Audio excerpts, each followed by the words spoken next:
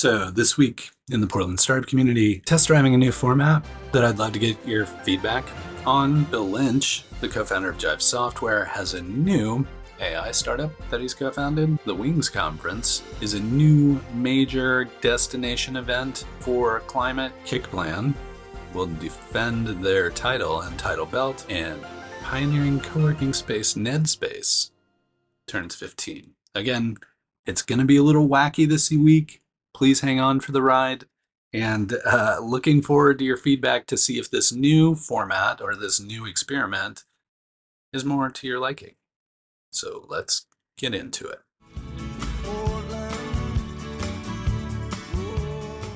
Okay, little different take this week. You're behind the scenes at this point in time. Recorded the episode, did a bunch of editing, and just wasn't really happy with it.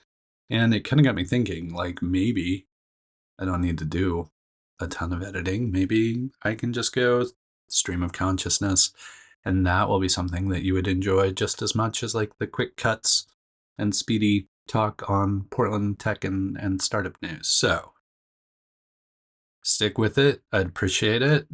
If you like this better than the heavily edited stuff, I would love to hear that. If you'd like that I spend more time editing it and that makes it easier for you to consume, I would love to hear that too. So long story short, this is going to be kind of a stream of consciousness episode, and we'll see how it goes.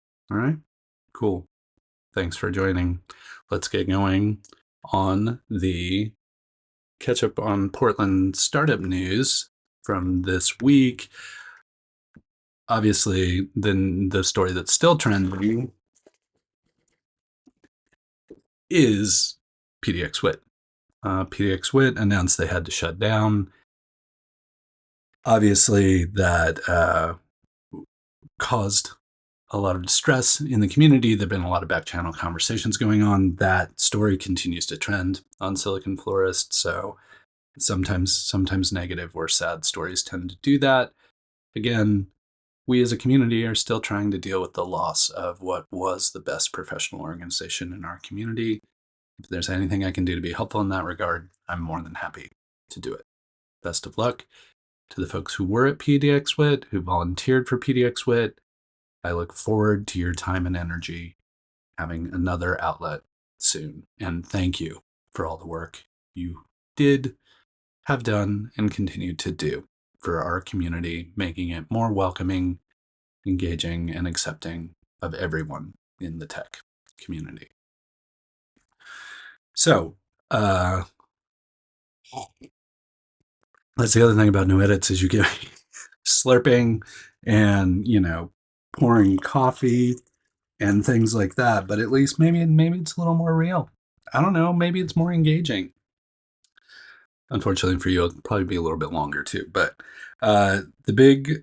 before we even get into the big story this week, we're midway through Black History Month.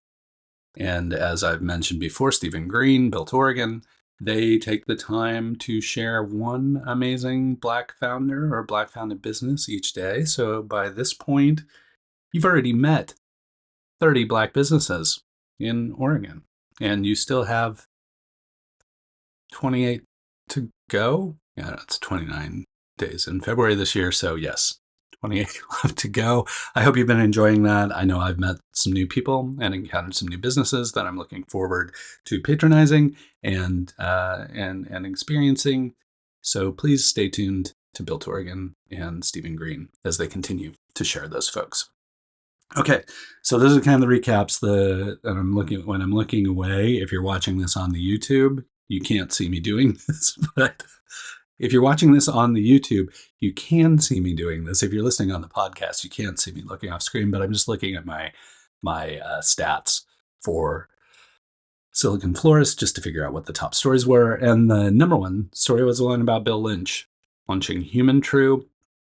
HumanTrue is a new AI company that's really focused on demystifying, decrypting healthcare speak. So the language and terminology that can be really confusing to real humans, they're going to use AI to make that more intelligible and understandable to everyday people so they have a better job. So they have a better chance of doing the job of managing their health. Now, Why is this one so popular and exciting? Because if you haven't been around for a while, or maybe you've forgotten, Bill Lynch is the co-founder of Jive Software. And if that doesn't mean anything to you, allow me to provide the context that Jive Software was really I hate the word seminal, but it was really the seminal startup for our startup community, near the turn of the century. I think it was 2005 they relocated to Portland. It was around there. And they really became the juggernaut of a software company in our community, a software startup. They assembled an amazing team. They wound up landing funding from like Sequoia and Kleiner Perkins and like VC firms you've definitely heard of. They acquired a number of companies, and then finally they had the opportunity to go public. So I, in my experience, had the opportunity to watch from afar Jive's entire journey, Bill Lynch's journey with that company. And, they remain one of the few standout stories in the Portland startup community where it's really gone full circle somewhat successfully. So I would put Elemental up there as another one that's kind of gone through that entire journey and been super critical to the development and formation of the Portland startup community. So Bill Lynch is a known entity, co-founder of Jive. Now he's co-founder of Human True. I'm really eager to see what he does there. And as always, I like the AI stuff. So I'm excited to see what's happening there. Speaking of things from way back, our friends at Nedspace, the longest running co-working space in Portland, is 15 years old. So what better to do when you turn 15 than hold a celebration, an anniversary for Nedspace. That's happening next week, February 22nd, I believe. I'll link it up so that you have it. But during lunch hour, I encourage you to head on over to Nedspace. If you are a former resident, maybe you've never experienced Nedspace, you've never been in the space, it harkens back from the days when co-working was not kind of a commonly known thing. And they were really a hub for a community. Some of their efforts, I remember, drove the thinking that would become Portland Seed Fund and, created early stage funding for founders in our community. So not only were they a co-working space, but they were really a community hub.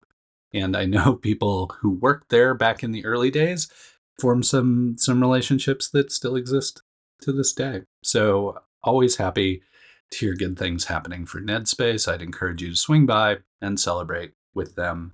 I believe it's November. See, this is why I edit. I believe it's February 22nd, but again, I'll link that up. Okay, so maybe swing by Nedspace, celebrate their 15th anniversary, and congrats to Nedspace for keeping it going this long. I look forward to your next 15 years. A new conference in town. There was a point in time where Portland was really this destination for national conferences, international conferences, a few homegrown conferences like TechFest Northwest. Full disclosure, I helped start TechFest Northwest, so take this with a grain of salt. But we were really trying to develop a destination tech conference for the community where people would visit, experience Portland, but also people from Portland would get the opportunity to kind of celebrate Portland and what was going on here. And that was really my motivation for working on TechFest Northwest for years and years. Now, the folks in the kind of climate change, climate tech space are pursuing something very similar with what they're calling the Wings Conference. So the Wings Conference is really a coalition of all the people in the climate tech and the climate community in Portland collaborating to create a destination event. It's coming up in April. If you're interested in climate tech, I encourage you to grab a ticket as soon as you can. I'm sure it's going to fill up fast, even though they're holding it at the big old Viking Pavilion at PSU. But still, I know already a lot of time and effort have gone into creating this conference. I know there's still a lot of work to do. So if having that kind of major event in town is important to you, please take the opportunity to purchase a ticket to the Wings conference, consider sponsoring, and do what you can to support those folks who are creating an amazing conference and really putting Portland on the map in terms of, well, maybe not even putting Portland on the map, reminding people why Portland is on the map for climate and climate tech stuff. So congrats to folks on the Wings conference. I look forward to covering that in April. Next, I don't even know if I think I'll just leave this in the same order that like I'm reading down the list. Sometimes I flip stuff around where I'm like, oh, it would be more important to talk about that up front. But this time I'm not going to do that. This is almost going to be like a live stream kind of thing. I don't know. I'm just trying to keep you entertained, trying to mix the format up a little bit. So the next one is an event coming up next week. As you know, Demolicious successfully finally rebooted. We had some weather issues that almost prevented it from rebooting, but then they were able to pull off the event. A bunch of people pitched. Kickplan walked away as the champ, as the crowd favorite. They got the belt, got to hold the belt above their head and all that kind of stuff. And now is when it starts to get even more interesting, because now we have a whole new slate of folks who are going to pitch. This is happening next week, next Wednesday evening at Upstart Collective. And the reason it gets so interesting is not only does this whole new group of people pitch and hope that the crowd loves them and loves their pitch, but Kickplan has to pitch again in defense of its title. So there could be any number of outcomes. One of the outcomes could be the crowd says, no, Kickplan is still the best thing going. They get to retain their championship and keep the belt. Or the crowd may say, look, Kickplan, we like you. You did a great job. You knocked it out of the park the first time around. But this time, this company did a much better job and they deserve the belt. Please hand it over. You've been dethroned as champ. And now they get to defend their title belt. So, interesting dynamic to a demo thing. Not only do you get to show up and probably learn about a company or two you've never even heard of. Founders get the opportunity to pitch and tell their stories, but then there's also a little added magic of like weird competitive stuff going on among the startups. And of course, a big old championship belt. I haven't seen the folks from Kickplan, but I would assume they're just kind of wearing that belt around town. Yeah, I may cut some of this just for time, especially when I just kind of space off and try and find out what I'm talking about. But yeah, so Kickplan, congratulations on holding the belt. Look forward to see whether the crowd lets you retain the belt. That's happening next Wednesday, Upstart Collective. And then finally, company that's been in town, I've always been enamored of, called Panic. Panic is started as a software company for Mac software, but they've done a ton of things over the years. And one of their latest pursuits is a little gaming console called Playdate.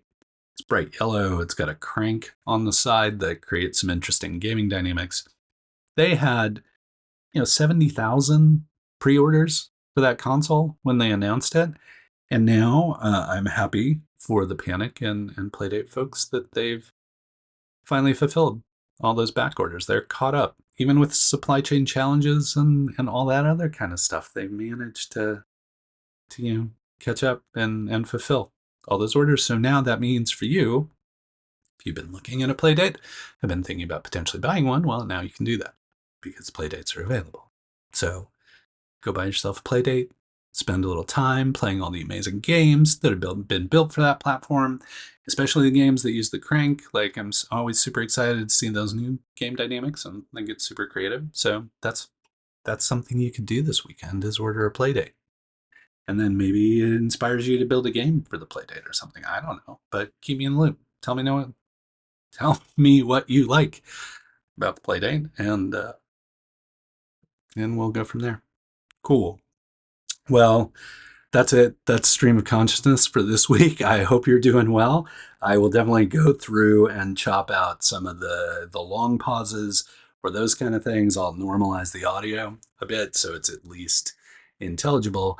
And, I always enjoy getting to spend this time with you. Thank you so much for putting up with this new format. Again, if it's interesting to you and you're like, no, I like the stream of consciousness better than the heavily edited version, great.